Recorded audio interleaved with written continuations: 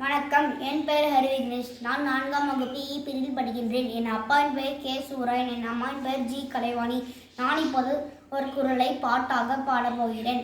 மனம் தூய்மையும் செய்வினை தூய்மையும் இரண்டும் இனம் தூய்மையால் வரும்.